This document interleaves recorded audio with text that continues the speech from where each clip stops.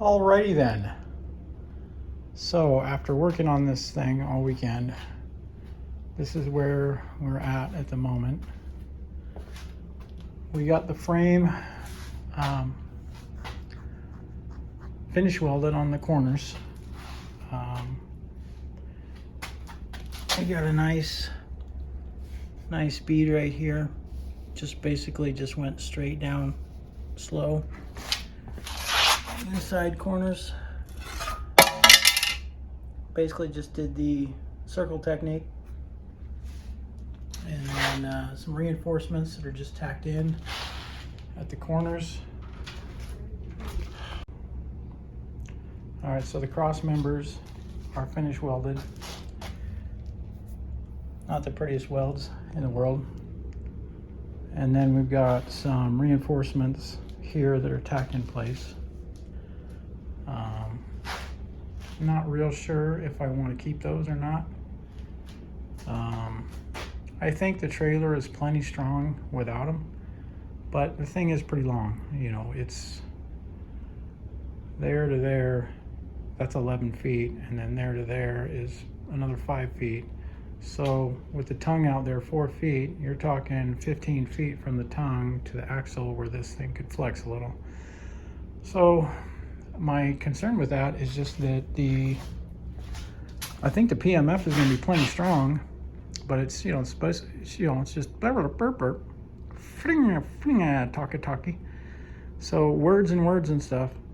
Foam board is going to be the main structure with the PMF, and then probably some kind of paneling on the inside. But on this side, it should be mostly solid unless I put a door in here. On that side, there's going to be a door where there's going to be a thin strip of structure across the top, but there's really nothing across the bottom. It's going to be door all the way to the metal frame. There's not going to be any piece connecting the bottom of the body from this point to this point. So that made me worry enough to put in these reinforcements, and then I'm still worried about it so much that I might still build the cage. I've been talking about building a cage to go across the top and around the door, and then from corner to the top of the door to the other side of the door, and then down to this corner. So I still might do the cage, which I think is completely unnecessary, but I'll probably end up doing it just because I like to obsess on stupid details and completely overbuild it, because I'm worried about something happening someday that'll probably never happen. So anyways, that's how this reinforcement bar got in here, because again, this is 7 foot across. So I said, you know what, you know, with the flexing, you know, that's probably not going to ever happen. Let me go ahead and make sure there's a second, you know, set of structure bars here. So these are in place. They're a foot in between space here and a foot over there, just randomly saying, hey, that's a little skinnier than what the bed should be, but the bed might be a king size, it might be a queen size, I don't know. So I figure, okay, but still not sure about them, so they're tacked in place. And then I still want to add some reinforcement going from about 6 inches out here to the center of that triangle there, mostly because I'm just running out of steel. I don't have much steel left.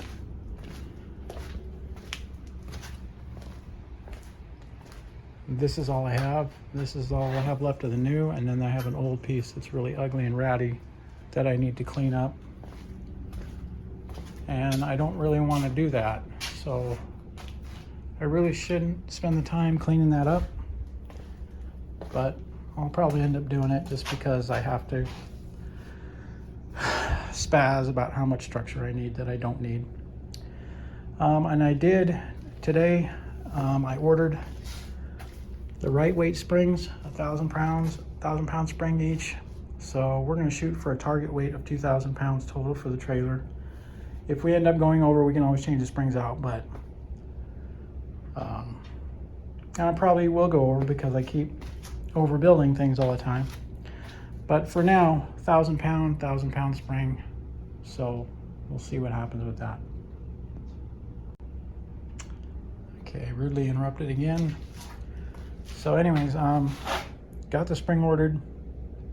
I got the coupler ordered. I had a 2-inch ball one, but of course that's not good enough. I have to order a 10,000 pound 2 5/16 A-frame coupler because, you know, reasons, I guess.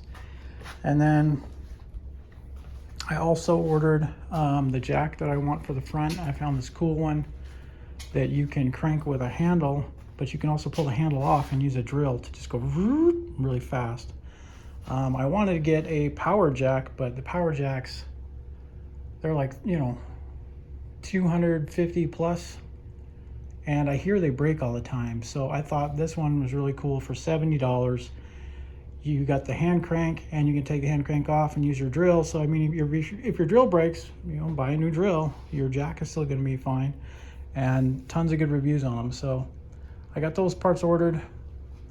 And then back here, where did I put the thingy? I'm missing the thingy. Where did I put? Oh, there it is. So here's the thingy. And there's a piece of metal I'm going to use. And we'll show you what we're going to do with this. I saw this idea and I thought this was really brilliant. And then I have my own idea, so I'm going to end up doing probably both of them. So, and these things here come with these weld nuts. Okay, so I ordered an extra one, and we're going to stick one on each side. It's actually going to be lower. I'm going to get a piece of metal going right here. And this is going to be right behind the back tire, just behind it, just behind the fender. But again, it'll be down here a little bit for reasons. Mostly because this doesn't go up and down very far, so I want to get it closer to the ground. This is going to be my leveling, so I'm going to pull up, and I'm not going to worry about doing the chalk leveling and all the stupid ramps. I'm not doing none of that crap unless I really have to. But what I'm going to do is this thing is going to be my leveler. I'm going to put it on the low end of the camper, whichever end is lower, jack it up with this, and then I'm also going to have a mount for one of my X chocks, so the X chock will press against the tire so the tire can't move. And I'm going to do that obviously on both sides. Now if it ends up being that this has to come up so high the tire is not touching the ground anymore, then I still might have to do chocks or something, but I don't know if we're really going to worry about that. You know, it's a really steep hill. And then, so anyways, that is going to be to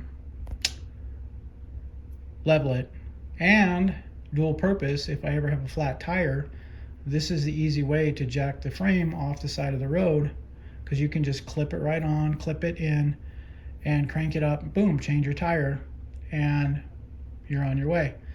I saw this is not my idea. I saw this on another camper build video. I wish I could remember who it was, but I saw it on his video. Fantastic idea. I'm gonna have like too many ways to jack this thing, but awesome idea, and we're gonna do it, and whatever works best is what we're gonna use at the time. The X-Chock thing, I've got a couple different ideas too about that, so we'll see what we end up with on that.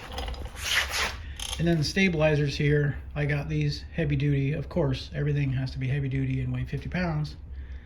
I got this heavy duty stabilizer that's meant for, you know, the bigger, medium, large travel trailers.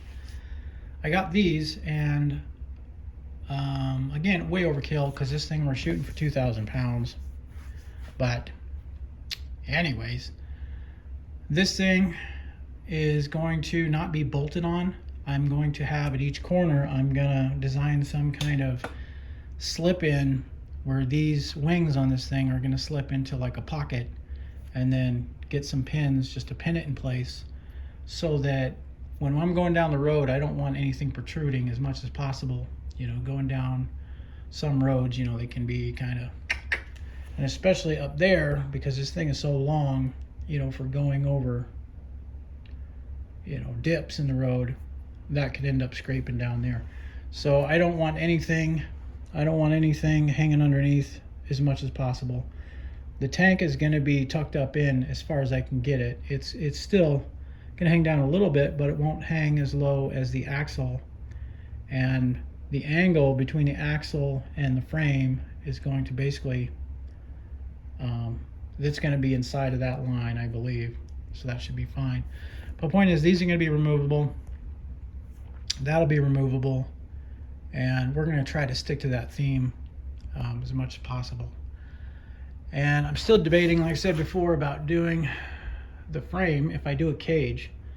The one benefit of doing the cage, and I might do it, although I shouldn't because of the weight, but the big benefit is once I do a cage, now I have connection points up high where I can do a roof rack, I can do a solar panel mounts.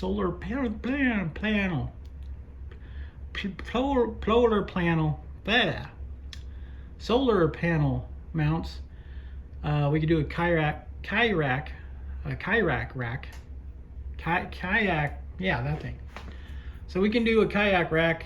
I got it right.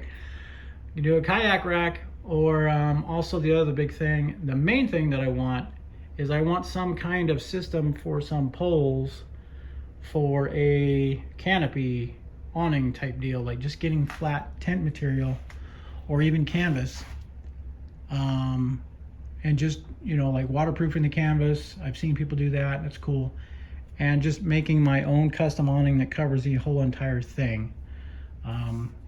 There was a video of a guy I saw that did this crazy canopy.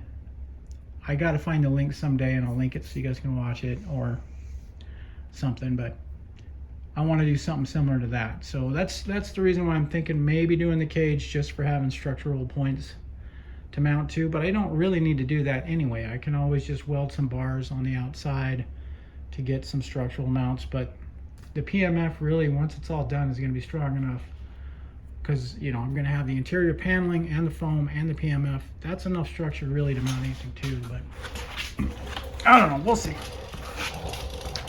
And then lastly, for now, we have some incense burning, and it's not for smoking the mota. This is for mosquitoes. This is a mosquito incense, which I didn't even know about, but I found out about on Amazon, and the mosquitoes here have been so bad that I saw that and I said, you know what, I'll give it a try. And so far it's been working okay. It's been working pretty good. So next thing up we're gonna do, I still need to figure out what I'm gonna do for reinforcementing back here, and I need to get some cross mounts to make a cradle and get some plywood and make a mount for this white thing here, the tank, and get my preliminary plan going on how I'm gonna run my hoses, and then also figure out right in here what I'm gonna do for the batteries, if I put in an air conditioner, and then try to, of course, these mounts here and these mounts, and then really try and figure out the drop down floor thing too. I need to get that figured out. So away we go.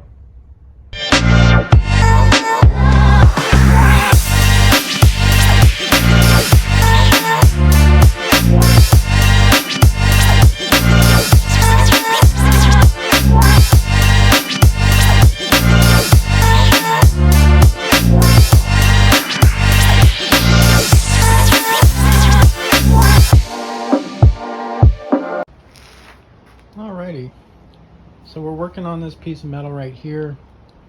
This beam, it's left over from a utility trailer that I purchased from this crackhead that welded it together so poorly that I literally was able to disassemble the whole trailer with a hammer. So I bought the trailer from him, no title, no VIN number. Disassembled it with a hammer, and right now I'm chiseling off these crappy rods for this piece because I need another piece. I bought 100 feet of steel, and I have used up most of it except for what needs to go for the tongue. And the tongue, I don't have really enough, I don't think, but I need that piece to go right here for reinforcement, and the last clean piece is going to go right here. And then I realized with the tank, well, before we're talking about the tank, so I need to clean that piece up so we can get that last piece of frame, and then we should be done with the frame structure. And then I just need to work on the axle mounts, the jack mounts, and then of course the stabilizer mounts. And then of course the tongue, I need to build the tongue. And for now, it's going to be just a bolt-on tongue. At least for now. It might be permanently bolt-on. I don't know if I'm going to make that temporarily permanent or permanently temporary. But we're going to make it permanently temporary for now. But that should complete the main frame structure. Then that would bring our total weight. I just did the math this morning.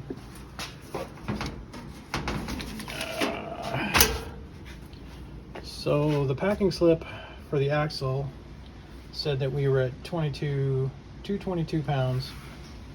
Frame weight, I ended up measuring as our tube steel is 3.99 pounds per foot. We got 106 total feet because I'm going to be using up everything plus that 6 foot piece. So that brings us to 423, 425 roughly. So between those two numbers, we're already at 650 pounds. 650 pounds for the frame, the tongue, and the axle, the wheels, and tires. And that includes the axle springs, and that includes the brackets and everything. So we're already 650 pounds. So everything else from now on needs to be pretty lightweight as much as we can do. And I'm still considering doing the frame around the door deal. I might still do that. Because I'm still trying to figure out the floor, and if I'm going to have cords go down to the floor and then go up some frame posts into a bracket that I can just pull the bracket on, have some pulleys up top, have some pulleys, and then pull on that frame bracket to pull the wires up, to pull the floor up and down. I might do something like that. But yeah, right now 650 pounds. So the water tank, I like where it's at. The only problem I have now is if we get right at axle height, the drain hangs a little lower than that, which I really don't want that to be the lowest point on the camper. So if we raise it up though, now the tank is above the top line of the frame. Now it's going into the cab a little bit, our storage. So I'm going to be thinking about that too over the next little bit. And then we should have seen a picture of it in the intro hopefully, but I bought a little box air conditioner. I should have waited till summer when they're on sale, or fall, but it's already getting fall here. I don't see the bulk. Usually they have the bulk ones at Lowe's where there's pallets of them, you know, in the beginning of summer and all that. But anyways, I just spontaneously bought it, 225 bucks. So not very budget friendly, that's for sure. And originally I was thinking about putting it right here. So it was going to be on the bottom here, and then it would be in the middle of all the drawers. And then I thought, well, now it's going to take a bunch of drawer space. So I'm thinking, why don't we lift it up? And okay, if the cabinet top is right here at belly height, then why don't we have the air conditioner on the back of that wall right there? So it's not taking up countertop space, it's not taking up any room. It is going into the back of the storage compartment, but I think we should have a lot of space in the storage area to duck that down or wherever we're going to vent it and have ventilation for that thing. So I'm thinking about doing that where the face of the air conditioner is flush with the wall or semi-flush partial. So we've got that bought and paid for, and pretty much now I'm out of money. I bought some other things on Blamazon, and so I bought the 7-pin power cord with a box that'll probably mount right about there. I bought of course, the tongue jack from E-Trailer. I bought the replacement springs. I bought the tongue coupler. I bought all that, and then I bought the light kit. I bought a couple different light kit options that I liked, LED stuff. So all that's on the way. We still got to buy all the styrofoam, canvas, paint, plywood, hardware, fixtures. Got to figure out some kind of sink, you know, drawers, pull-outs, doors, windows, cabinets. I already have the fan somewhere. I forgot where there it is. Got that off OfferUp for like $100. According to the box, it was supposed to be this 7500K deluxe with the remote. Guy didn't have the remote, and I thought, okay, I'll just order the remote. It's not remote freaking capable. So basically, it's one of those things where I basically got ripped off. He says he's an Amazon buyer where they buy, you know, leftover Amazon crap. So somebody probably did a switcheroo on Amazon, sent back a fan that was the non-remote kind, and whined that, you know, something's wrong with it, when really they swapped them over. People are dicks. I really hate people that do shit like that. They're just dicks. They ruin it for everybody. They raise the price. All these price raises, you know, part of that is from people doing that. I mean, fuel prices, yes, are directly tied to that, but people just being shitty, they add to that. So it doesn't help. But anyway, so we got the fan. Long story short, we got the fan. So yeah, there we're at. And today, this morning, Saturday, cleaning up that piece. We're gonna get that in. We're gonna get the other piece in, and then I'm gonna come back and I'm gonna finish weld that and that and that and that. So the frame structure should be done except for the tongue, which will have to be bolt on. So I'll probably figure that out next. I'm waiting on the coupler to show up though. The coupler is supposed to be here today. I ordered it on E-Trailer, but they ended up, nice noise. They ended up showing it that it wouldn't be available till like December. So I just canceled that. The order was on hold for like a week now. I canceled that and I just ordered one on Amazon. I don't like ordering on Amazon, but you know, some stuff, especially with Prime delivery, bam, bam. So waiting on the coupler to get here, then I can cut the last of my steel in half and see if that's really gonna work or not. So that's where we're at.